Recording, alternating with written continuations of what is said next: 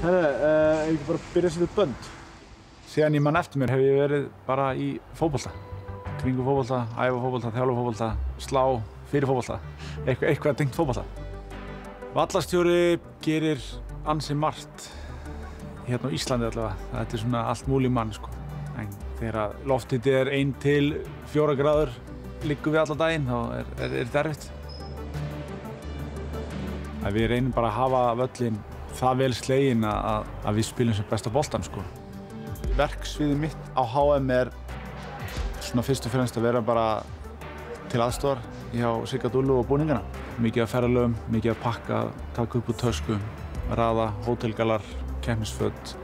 Og svo hef ég verið aðeins að fylgjast með framgangi mála á æfingasvæðinu okkar í Rússlandi. Bara svona skoða aðstofan okkar þar. Þótt að ég sjá ekki hana eða slái eða máli eða vökvi, þá er ég svona að fylgjast með þeim. Sko í Frakklandi vissi maður svo sem eiginlega ekkert hvað maður var að fara út í. En núna veit maður hvað maður er út í og þannig að ég held að allt starfsfólki sé reynslunni ríkari frá EM og fari eflaust miklu betur undirbúið inn í HM.